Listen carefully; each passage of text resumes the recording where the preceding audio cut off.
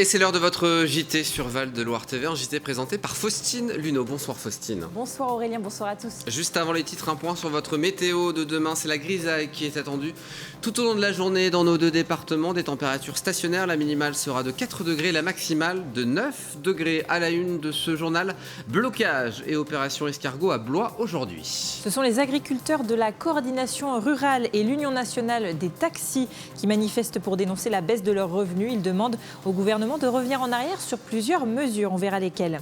Le débat d'orientation budgétaire avait lieu en conseil municipal de Tours aujourd'hui. Une séance qui a duré longtemps. Beaucoup de prises de parole sur fond de pré-campagne en vue des municipales 2026. Il y a 36 ans, le 20 novembre, était adoptée à l'ONU la Convention internationale des droits de l'enfant, un anniversaire qui était l'occasion ce week-end de rappeler ces droits. Les associations étaient mobilisées pour proposer des animations et le collectif Pas d'enfants à la rue 37 organisait, lui, un rassemblement devant l'hôtel de ville. Et puis hier, c'était le moment de dire au revoir aux deux pandas stars de Beauval, Juan et Yuanzi. Les deux spécimens retourneront en Chine dès demain. Les visiteurs et passionnés de pandas étaient au rendez-vous pour un dernier goûter d'adieu. Et puis dans notre séquence, on vous répond la question du soir. Marrakech, une bonne destination vacances depuis Tours? La réponse est oui, mais on en parlera plus longuement avec notre invité Alexandre Marceau, notre travel planner qui sera sur notre plateau à la fin de ce journal. Mais d'abord, Faustine, le péage de Blois et la N10 partiellement bloqués aujourd'hui. La raison, une double mobilisation, celle des agriculteurs de la coordination rurale et celle de l'Union nationale des taxis. Ils interpellent le gouvernement sur la baisse de leurs revenus. Du côté des agriculteurs, on dénonce les charges qui s'envolent et les accords de libre-échange avec le Mercosur. Du côté des conducteurs de taxi, on se mobilise contre la décision du gouvernement de dérembourser certaines courses effectuées dans le cadre du transport sanitaire. Explication de Gabriel Zillard. Il est un peu moins de 10 heures ce matin lorsque les premiers tracteurs de la coordination rurale ont pris position devant le péage de Blois. Derrière ce regroupement, une manifestation en tandem avec l'Union nationale des taxis. Les deux corporations partagent la même inquiétude, des conditions de travail éreintantes, mais surtout une baisse significative de leurs revenus. Dans le cas des taxis, c'est une convention signée début novembre avec la caisse d'assurance maladie qui pose problème.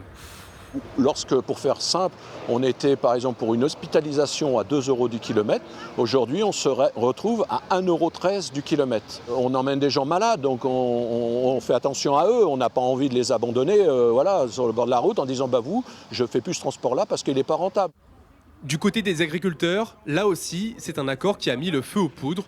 Tous s'indignent des récentes déclarations du chef de l'État sur la possible mise en œuvre du Mercosur, un traité de libre-échange jugé déloyal par la profession, qui à terme craint une disparition progressive des petites exploitations. Nous sommes dans une situation déjà économique fragile et on vient nous remettre une concurrence déloyale sur des produits qu'on ne peut même pas produire en France. On peut pas lutter contre ça, on ne peut pas lutter.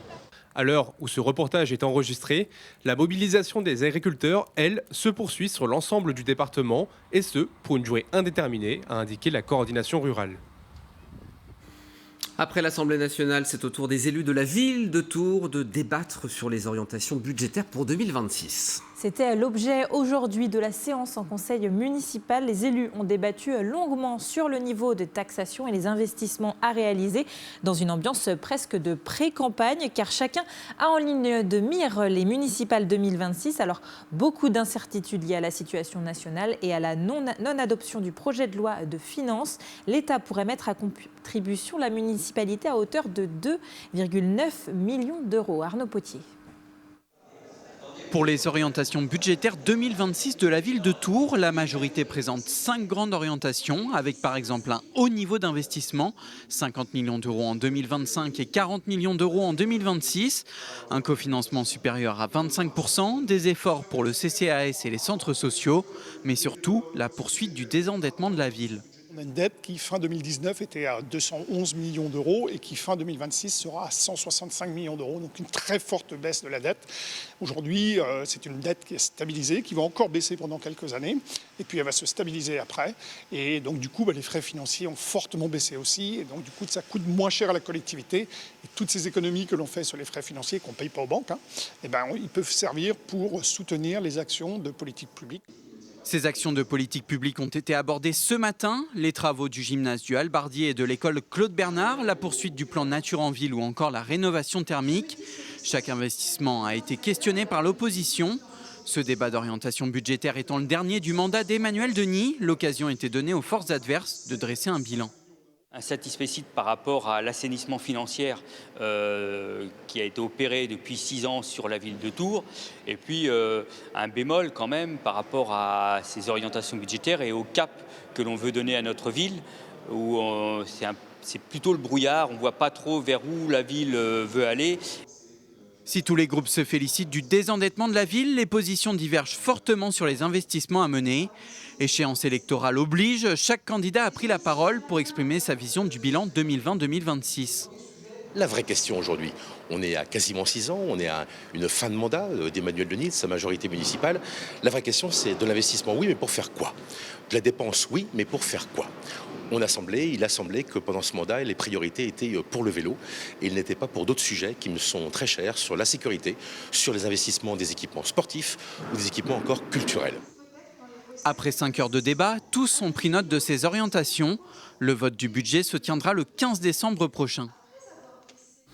Le droit d'aller à l'école, le droit à la santé, le droit à la protection, le droit d'avoir des conditions de vie décentes et bien d'autres encore, ce sont les droits dont jouissent les enfants. Ils sont inscrits dans la Convention internationale des droits de l'enfant, adoptée en 89 à l'ONU. Justement, ce samedi, à l'occasion de la journée internationale dédiée, la ville de Tours organisait des animations en présence de plusieurs associations pour rappeler et expliquer leurs droits aux plus jeunes. En parallèle, le collectif Pas d'enfants à la rue 37 profitait de cette date symbolique pour manifester devant l'hôtel de ville. Léa Turquier. L'un des premiers droits de l'enfant, c'est le droit à l'identité. Pour l'apprendre, l'UNICEF met en place un atelier ludique. Les enfants peuvent créer leur propre poupée, décider de sa nationalité, de son genre ou encore de ses activités favorites. Une manière d'informer le jeune public. Nous, ce que l'on fait beaucoup dans notre délégation, c'est sensibiliser justement aux droits des enfants, puisqu'il y a beaucoup d'enfants qui ne connaissent pas les droits de l'enfant. Donc on intervient dans les écoles, les centres aérés, et ça va de la maternelle au lycée, pour justement les informer de leurs droits. À l'occasion de la Journée internationale des droits de l'enfant, la ville de Tours a rassemblé plusieurs associations s'emparant au quotidien de ce sujet. Parmi elles, la Maison des droits de l'enfant de Touraine. C'est pouvoir leur expliquer qu'ils sont protégés par des lois. Je pense au harcèlement, au cyberharcèlement. C'est les aider à leur tendre la main et leur dire qu'il ne faut pas avoir peur de parler et de leur donner aussi des outils. Les droits de l'enfant, c'est aussi le cheval de bataille du collectif Pas d'enfants à la rue. Au même moment, plusieurs membres se sont réunis devant l'hôtel de ville de Tours. Ils alertent en particulier sur un droit, celui de l'hébergement.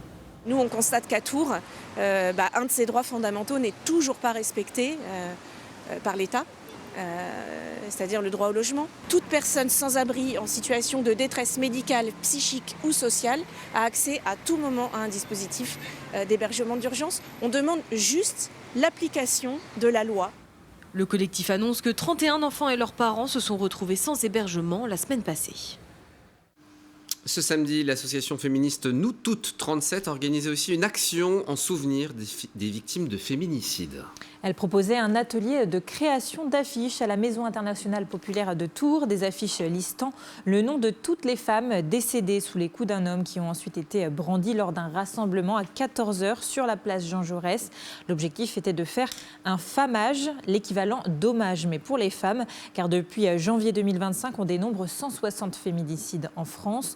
Un nouveau rassemblement aussi contre les violences faites aux femmes sera organisé le 25 novembre, date de la journée internationale pour l'élimination de la violence à l'égard des femmes.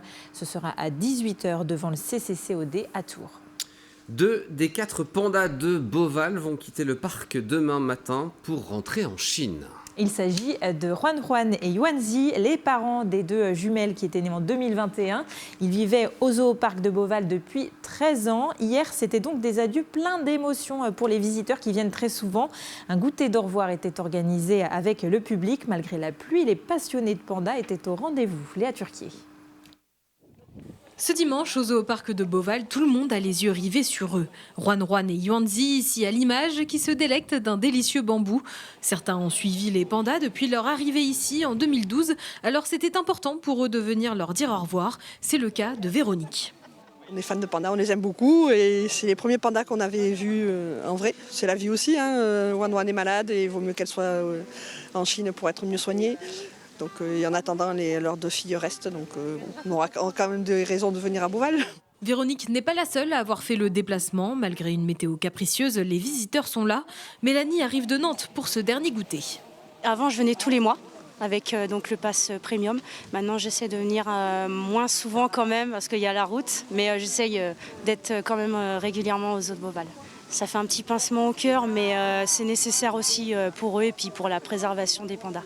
Aujourd'hui âgés de 17 ans, les 2 célèbres pandas quitteront la France mardi 25 novembre. Comme le veut la coutume, les animaux termineront leur vie dans leur pays d'origine, la Chine. Un départ prévu initialement en 2027, mais avancé en raison de l'état de santé de Juan, souffrant d'une légère insuffisance rénale, une pathologie fréquente chez les carnivores âgés. Je pense qu'il n'y a pas un animal qui suscite autant d'émotions, autant d'attirance. Nous avons fait le choix cette année, soit et jumelles, petites filles et jumelles repartaient, soit et parents. Nous avons choisi, opté avec nos amis chinois pour que les parents repartent maintenant, tant qu'ils sont encore en parfaite santé. Pour les plus matinaux, il est possible d'assister au départ des pandas. Rendez-vous à 5h du matin au Zoo-Parc de Beauval. Ils seront ensuite escortés jusqu'à l'aéroport Paris-Charles de Gaulle. Et le départ de Juan et Yuanzi est aussi un moment triste pour les soigneurs qui s'occupaient d'eux tous les jours et qui s'étaient donc attachés. Alors Arnaud Potier a justement rencontré l'une d'entre eux, Delphine Pouvreau, qui connaît très bien leur caractère et leurs petites habitudes. Regardez. Delphine, vous veillez sur les 2 pandas adultes, Juan et Yuanzi, depuis maintenant 13 ans. C'est une mission qui est unique en France. Vous avez pu, j'imagine, tisser des liens assez spéciaux avec eux. Nous sommes aujourd'hui à quelques heures de leur départ. Une séparation, j'imagine, rendue nécessaire par l'état de santé fragile de Juan, atteinte d'une insuffisance rénale. La première question qui me vient en tête, c'est quel est le meilleur souvenir que vous gardez avec eux ? Alors, les meilleurs souvenirs avec les pandas, bien sûr, c'est les naissances. À chaque fois, donc du premier panda qui est né en France, Yangmeng, qui est reparti en Chine. Et la deuxième, c'est les jumelles qui sont nées il y a maintenant 4 ans. Voilà. Oui, il y a eu des grands moments marquants. Ah justement. Oui, on sait que la naissance, c'est particulier, c'est risqué, etc. Et là, à chaque fois, ça a été un moment intense de joie. Et voilà, donc c'est vraiment un moment très important. Et l'équipe est toute réunie à ce moment-là. Beaucoup de gens du zoo, Rodolphe Delors était présent avec sa femme, etc. Donc c'est vraiment un moment unique, la naissance. On se plonge en 2012, en arrière, quand les pandas sont arrivés au zoo de Beauval. Est-ce que vous avez dû suivre une formation spéciale pour devenir soigneuse ? Oui, j'ai été en Chine me former avec une collègue chinoise qui vit en France, qui est au zoo de Beauval. On est toutes les 2 parties 15 jours en Chine, à la base de Chengdu, pour être formées sur les pandas. Et justement, qu'est-ce que ça vous a apporté ? Qu'est-ce que vous y avez appris concrètement ? Alors déjà, j'ai découvert pour la première fois, j'ai vu en vrai pour la première fois des pandas, ce que je n'avais jamais vu avant. Et après, tout ce qui tourne autour du panda, c'est-à-dire l'alimentation, l'état de santé, tout ce qu'on doit leur prodiguer comme soins, j'ai appris tout ça là-bas. Derrière leur apparence attendrissante, on le voit juste ici, est-ce qu'il y a un secret que personne ne connaît sur les pandas ou peut-être une anecdote que vous pouvez nous livrer avec eux ? Alors comme ça, effectivement, ils sont tout mignons, on les voit manger. Il faut savoir que notre femelle, donc Juan, est une petite coquine parce que souvent elle a un petit côté feignant, on va dire, et elle aime dormir le matin et souvent, comme en ce moment, elle se lève pas avant 10h le matin. Donc les gens nous demandent régulièrement mais elle est où, parce qu'ils connaissent très bien les pandas. On lui dit elle est en train de faire la grasse matinée le matin. Voilà. C'est ça, finalement elle est fan de la grasse mat. C'est ça, donc voilà, on la laisse, c'est une princesse et voilà, c'est comme ça. Alors les 2 adultes, on le disait, vont repartir. Oui. Il restera les descendants, les 2 femelles. Est-ce que ça change votre organisation au quotidien ? Oui, ça va un petit peu changer l'organisation. Au lieu d'avoir 4 pandas, on n'en aura plus que 2. Pour les jumelles, ce qui va changer, c'est qu'elles vont être séparées. Il faut savoir que la journée, actuellement, elles sont séparées. Elles se retrouvent ensemble pour la nuit. Et dès que les parents partent, il faut savoir qu'elles vont être séparées tout le temps, H24. Voilà, pour leur bien-être, c'est important qu'elles soient séparées. Le panda est un animal solitaire. Donc elles en demandent, on voit au quotidien, dès qu'elles sont ensemble, il y a des petites disputes voilà, qui n'existeront plus une fois séparées. Pour terminer cet entretien, je vous propose un petit jeu. En 1 minute, vous devez répondre uniquement par Juan ou Juanzi. Le moins timide. Yanze. Le plus joueur. Yanze. Le plus mignon. Bah, ça dépend des soigneurs. Moi, je dis que c'est Juan. Celui qui fait le plus de bêtises, justement. Yanze. Le plus gourmand. Yanze. Le plus paresseux, on a eu la réponse tout à l'heure. C'est Juan. Et puis enfin, lequel va le plus vous manquer? Juan.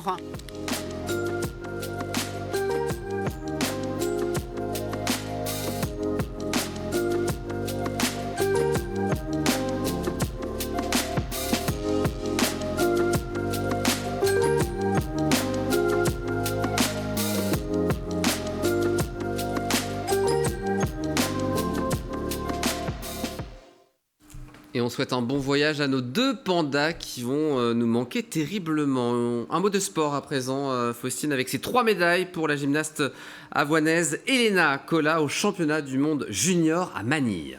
Oui, après une médaille d'or avec la France dans l'épreuve par équipe, elle décroche l'argent au concours général individuel. C'était ce week-end et elle disputait également 2 finales tôt ce matin, heure française, la poutre et le sol. Alors après une chute à la poutre qui lui vaut la 8e place, Elena Cola a brillé au sol, décrochant là encore un titre de vice-championne du monde junior derrière la japonaise Misa Nishiyama. Romain Delville vous en parlera plus longuement dans le JT des Sports dans quelques instants. Mais pour terminer ce journal, place à notre rubrique. On vous répond avec Alexandre Marceau, travel planner au sein de Perpète-les-Oies, pour évoquer cette question. Marrakech, une bonne destination vacances depuis Tours, car oui. Bonsoir Alexandre, bienvenue sur le plateau. L'automne s'installe durablement en Touraine, l'occasion peut-être d'une petite escapade à Marrakech pour retrouver un peu de chaleur. Tout d'abord, c'est une destination déjà assez accessible, c'est pour ça qu'on en parle ce soir depuis Tours, car il y a des vols. Oui, alors du coup j'ai checké les prix ce matin juste avant de venir, donc j'ai trouvé des vols à partir de 117 € aller-retour pour une personne. Alors, je parle bien sans les bagages. Et après, on a aussi beaucoup de différences. J'ai aussi checké jusqu'à 350 ou 400 €. Donc, on est vraiment... Pendant les fêtes de fin d'année, j'imagine. Les fêtes de fin d'année, les vacances scolaires. Les jours de départ, du coup, si on va aller à Marrakech depuis Tours? Alors, depuis Tours, donc sur la période actuelle, donc de novembre à mars inclus, on est sur 2 rotations par semaine, le jeudi et le dimanche. Et en mars, il y a une rotation supplémentaire le mercredi. Quelle est la durée idéale pour justement une escapade là-bas à Marrakech, selon vous? Alors 2 à 4 jours me paraît pas mal pour en tout cas les principaux incontournables, et sinon voilà 4 à 5 jours si on veut faire un petit peu les environs et s'éloigner un peu, faire quelques activités. C'est quoi les atouts majeurs justement si on va au Maroc et à Marrakech? Alors Aurélien, si je vous dis l'ensoleillement toute l'année, allez, une vingtaine de degrés actuellement, le bien-être, le hammam, prendre un petit cocktail avec le riad, enfin on est pas mal au bord de la piscine, donc il y a le bien-être bien sûr, l'ensoleillement on vient d'en parler. Et après, il y a aussi, bien évidemment, les attraits de la ville, son histoire, son architecture, son patrimoine. C'est une ville qui est facile à explorer, justement? Oui. La plupart des attractions touristiques se situent aux alentours de la Médina. Donc, on peut tout faire à pied quasiment. Et pour ce qui est un petit peu plus éloigné, on peut facilement prendre un bus ou un taxi. Oui, justement, les alentours sont aussi intéressants. Il faut le faire, il ne faut pas rester que à Marrakech. Faut aussi, non, aussi au contraire, vous avez effectivement alors, les grands classiques, le désert d'Agafay, qui est le désert le plus proche de Marrakech. On peut y faire du quad, la traditionnelle balade en chameau. On peut aller après un peu plus loin, du côté des cascades d'Oussoud, qui sont les plus grandes cascades du Maroc. Donc là, par contre, c'est une excursion à la journée, puisque c'est 150 km environ. Mais il y a de quoi s'occuper. On peut aller dans la vallée de l'Ourika, faire du trek ou de la rando. Enfin, voilà, il y a beaucoup de choses à faire. Les plages, on peut y accéder aussi à un moment donné Oui, alors après, c'est un peu plus loin quand même. Donc là aussi, sur une excursion minimum à la journée. Mais là, c'est même carrément après. C'est pas une destination si on veut vraiment faire que de la plage. Exactement. La meilleure période pour visiter Marrakech, est-ce que c'est en ce moment ? Ah ben là, on est pas mal, effectivement. J'ai envie de dire presque toute l'année. Alors, on évite quand même les mois d'été où là, du coup, la chaleur est quand même assez forte. On peut avoir du 35-40 degrés, voire plus. Mais sinon, j'ai envie de dire le printemps, l'automne, l'hiver, c'est pas mal du tout. Dernière question, est-ce que c'est une destination qui est abordable? On a vu le prix des avions, c'est un certain prix déjà, mais est-ce que du coup derrière il y a... Oui, alors après n'oublions pas que voilà, on paye en dirham marocain, donc le dirham est environ, c'est 10 fois moins cher grosso modo que l'euro. Donc on peut, alors même si dans le tourisme, les prix bien évidemment se nivellent toujours un petit peu, mais on peut se faire un petit week-end de 4-5 jours pour deux à entre 600 et 900 € hors vol. Et puis on peut négocier un peu aussi sur place, un peu de tradition. Et, si vous allez au souk, bien évidemment, c'est même le sport national. Et il y a un indispensable à se procurer absolument, on le présente? Oui, voilà, donc c'est un guide que j'ai créé moi-même, qui est en vente sur mon site, à la boîte à livres également, et à Cultura Chambray-les-Tours. perpètelesoies.com et puis l'indispensable évidemment pour ceux qui veulent se le procurer. Merci beaucoup Alexandre Marceau d'être venu sur notre plateau, puis on se retrouvera bientôt pour d'autres aventures parisienne et féerique, on verra ça dans notre journal. Faustine, rappel des principaux titres avant de se quitter. Manifestation des agriculteurs et des chauffeurs de taxi à Blois et aux alentours aujourd'hui. Les deux corps de métier dénoncent la baisse de leurs revenus liés notamment à des mesures qui ont été prises récemment par le gouvernement. Alors comme la hausse des charges sur les produits agricoles, les accords de libre-échange avec le Mercosur ou encore le déremboursement de certaines courses de taxi effectuées dans le cadre du transport sanitaire. Merci Faustine, c'est la fin de ce journal. Dans un instant, Romain Delville pour le journal des sports. Et puis on se donne rendez-vous demain 17h50 pour un nouveau numéro de Val de Loire en direct. Très bonne soirée.